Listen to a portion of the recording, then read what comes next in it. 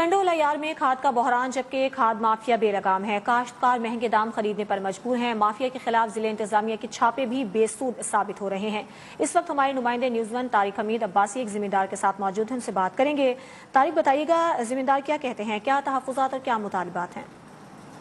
अजरा जी, बात की जाए तो खाद की, टंडोलयार जिले में खाद का बहरान एक बार फिर सर उठाने लगा है और इस वक्त खाद जो है कि नायाब हो चुकी है। जमींदार परेशान हो चुका है, मगर जिला इंतजामिया मंजर आम से हमें गायब नजर आती है। इस वक्त मैं टंडोलयार के एक जमींदार के साथ मौजूद हूँ, उनसे जान लेते हैं खाद ना मिलने की वजह से वो किस परेशानी के अंदर मुब्तला नजर आते हैं। क्या बताएंगे यूरिया खाद की ब्लैक के बारे में क्या कहना चाहते हैं आप? ब्लैक में ये है कि जितने भी इधर पे बेचने वाले हैं उन्होंने सबने अपने गोदाम भर रखे हैं।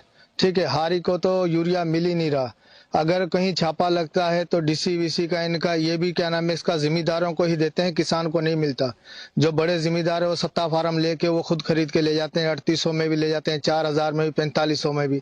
ठीक है, अगर हम दुकान पे लेने जाते हैं हमारे को 6200, 5200, 5800 ये कीमतें हैं। जी, आपने जमींदार की बात सुनी। जमींदार का यही कहना था कि खाद जो मिल रही है वो ब्लैक में मिल रही है। खाद की जो बोरी का जो रेट है वो 3600 रुपए की बोरी का रेट है। जो हमें दी जा रही है वो 6000 से 7000 पे यहाँ पे भी बोरी दी जा रही है। मगर यहाँ पे जिला इंतजामिया की जानिब से जो खाद माफिया के खिलाफ जो है कि कार्रवाइयाँ तो जारी है, मगर वो सिर्फ फोटो सेक्शन के लिए कार्रवाइयाँ की जा रही है। मगर यहाँ पे छोटे जो जमींदार है वो इस वक्त भी खाद से जो महरूम हो चुके हैं, उनकी जो फसल है वो भी तबाह हो चुकी है। जमींदार का यही कहना था कि जो गवर्नमेंट का रेट है उस गवर्नमेंट की रेट पे हमें खाद दी जाए, तो जिससे हमारी जो फसल तबाह हो रही है उसको हम बचाया जा सके।